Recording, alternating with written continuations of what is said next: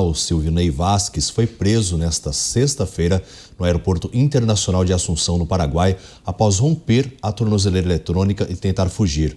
Ele tentava embarcar em um avião que iria para El Salvador e foi detido com um passaporte original que não condizia com as informações que estavam presentes ali, como sendo dele, na verdade. Vasquez teria feito o trajeto de São José, em Santa Catarina, até Assunção de carro, de acordo com as investigações. Há 10 dias, ele foi condenado a mais de 24 anos de prisão pela participação na alegada trama golpista. Mais uma pessoa, tentando fugir do país. Alguns deles conseguiram, como o caso do Ramagem, mas vendo esse episódio todo em relação a fugas das pessoas que foram condenadas pelos atos do dia 8 de janeiro, Acácio Miranda. Tem dois aspectos aí que eu reputo essenciais de serem ditos. Primeiro, o Silvinei, ele escolheu talvez o caminho mais equivocado para uma fuga nesse sentido. A gente tem toda uma sistemática de integração no Mercosul e ao chegar no Paraguai e ao apresentar seu passaporte no Paraguai, ao ser reconhecido, ele obviamente seria preso. Se a gente for pensar, outras fugas se deram por países que tenham menos aproximação, menos proximidade com o Brasil. Em segundo lugar, eu acho que a situação dele complica um pouco porque ele utilizava documentos falsificados, nessa tentativa de burlar as autoridades. Isso trará não só um acréscimo de pena, como o cometimento de um novo crime e, consequentemente, um novo julgamento.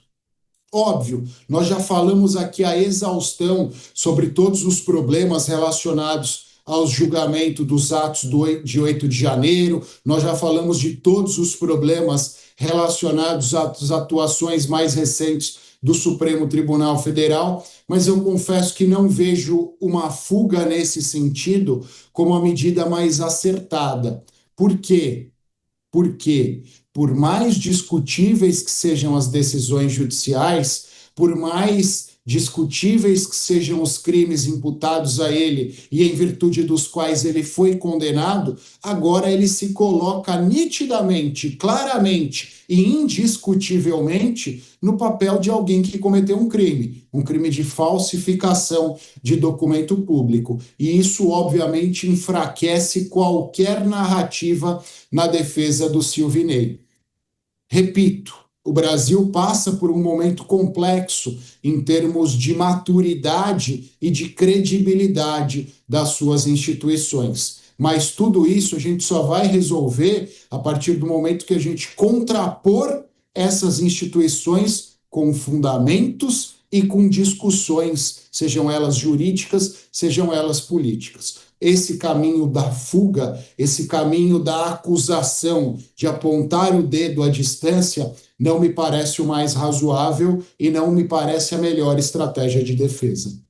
Porque o Silvinei, ele, de acordo com as investigações, foi acusado de tentar intervir durante as eleições, o pleito presidencial de 2022, fazendo blitz em ônibus e dessa forma que eleitores potencialmente da esquerda não pudessem acessar os colégios eleitorais. Dávila. Não há dúvida que foi um ato de fuga. Ele tentou escapar, fugir. E aí, como bem disse já os meus colegas, ele será punido por isso. Então, eu entendo que não há dúvida nesse caso que ele tentou fugir mesmo.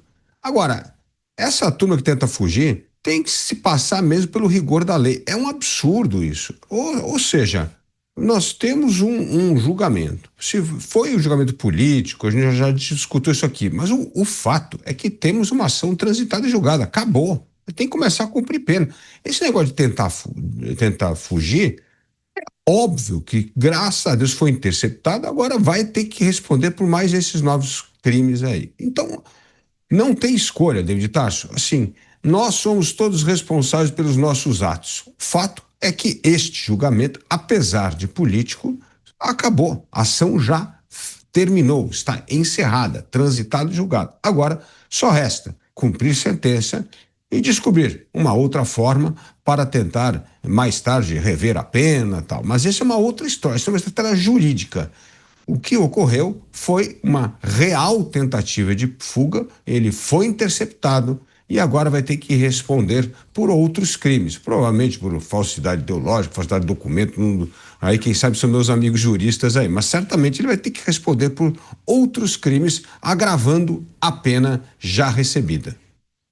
Diego Tavares, vou pedir para você ser breve, porque a gente vai fazer a divisão de rede. Na verdade, eu vou só me despedindo de uma parte de quem nos acompanhou pela Rede Jovem Pan de rádio, né?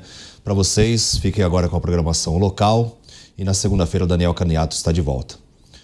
Para o restante aqui das outras plataformas, agora sim, Diego Tavares fazendo então a análise jurídica em torno dessa fuga de Silvinei Vasquez.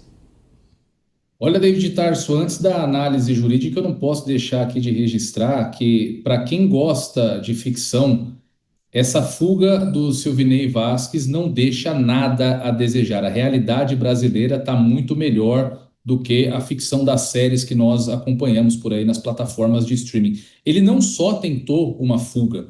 O Silvinei Vasquez, ele pegou esse passaporte falso e ele fingiu que ele tinha um câncer na cabeça, que ele não poderia falar e nem ouvir. Estava com uma declaração impressa para apresentar aos funcionários do aeroporto. Então, ele não só praticou aí eventuais crimes na questão da fuga, como também criou aí praticamente um enredo de filme. Tentou uma fuga hollywoodiana para se furtar do cumprimento de sua pena. O Acácio, ele fez uma ponderação muito interessante, que é a questão da facilidade que ele teria por outros países, né, de fazer essa fuga por outros países. O delegado Ramagem, por exemplo, fugiu pela Guiana, que não integra o Mercosul, e bem por isso teve essa desconexão entre as informações, enfim, com as autoridades brasileiras, o que possibilitou a fuga de Ramagem para os Estados Unidos. Então, Silvinei Vasquez, muito embora tenha investido muito na questão de todo o aparato cenográfico de sua fuga, deixou de investir na melhor questão estratégica,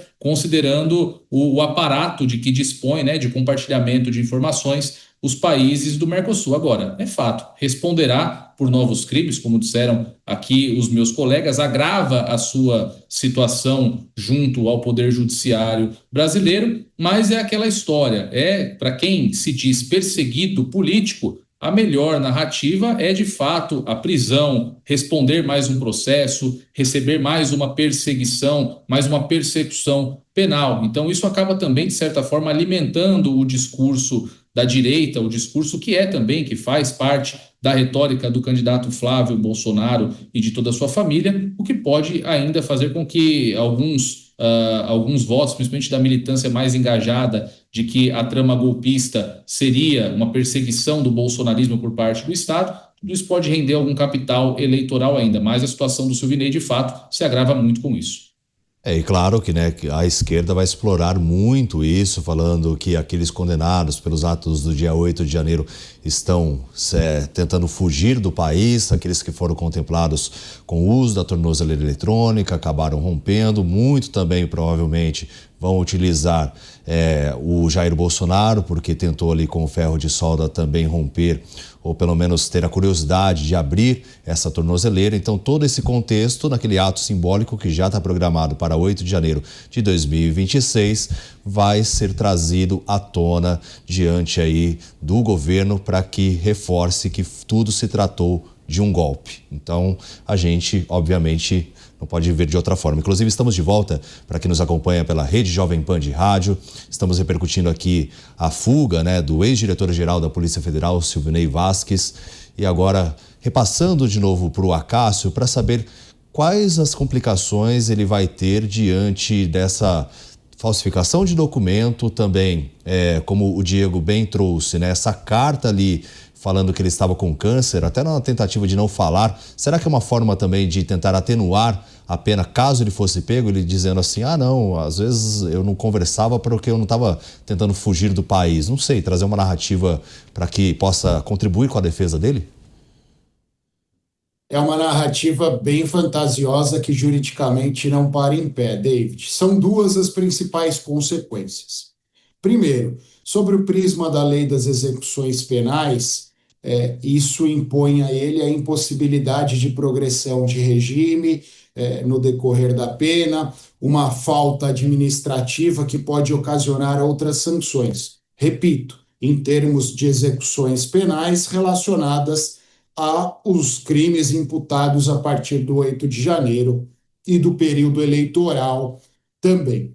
Em segundo lugar, há, conforme foi dito aqui, o cometimento de outros crimes, falsificação de documento público por conta do passaporte, uma falsificação de documento privado, aí tem uma certa discussão se a falsificação de documento privado ou público a partir desta receita médica, mas tudo isso vai ser objeto de apuração num novo processo. E se ele for condenado a partir desse novo processo, em virtude destes crimes que nós, numa leitura inicial, entendemos que ele tenha cometido, há a possibilidade da unificação da sua pena, da pena dos supostos atos golpistas com este crime. E por que eu digo que há a possibilidade? Porque estes crimes cometidos no dia de hoje foram cometidos no Paraguai.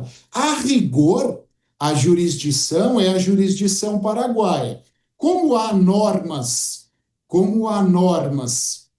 de aplicação conjunta por conta do Mercosul, uma jurisdição do Mercosul, e também como os artigos 5º e 7º do Código Penal falam da aplicação da lei penal brasileira a crimes cometidos no estrangeiro, a gente vai entrar numa seara de discussão jurídica aqui, se ele vai ser julgado no Brasil ou no Paraguai. Acho até que há uma tendência que ele seja julgado aqui no Brasil, porque o Paraguai cumpriu o mandado do judiciário brasileiro e a partir disso foram cometidos esses crimes. Mas é uma discussão que vai se desenvolver ao longo do tempo. Fato é que, para responder a sua pergunta, a situação que já era ruim ficará ainda pior.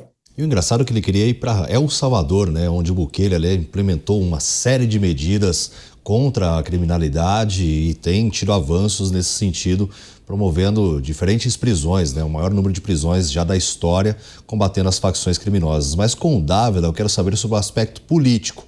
Você acredita que nesse ato do dia 8, promovido pelo governo, muito provavelmente essa fuga vai ser utilizada, Dávila? Eu acho que o ato do dia 8 é apenas um ato para as militâncias. Aqueles que acreditam que o governo salvou a democracia vão celebrar, e aqueles que acreditam que o ato golpista foi, na verdade, uma perseguição à direita, também vão se manifestar. Ou seja, nessa torcida de Fla-Flu que nós vivemos no Brasil polarizado, David Tarso, cada um vai explorar de um jeito, como mais um capítulo numa série de injustiças cometidas e violação do Estado Democrático de Direito devido ao processo legal, e outros vão dizer que o salvador da democracia colocou todos os golpistas na cadeia. É apenas um festival de narrativas. O que vai determinar, na verdade, voto e escolha em 2026 é o bolso e o sentimento de insegurança. E nesses dois quesitos, o governo não tem uma boa história para contar.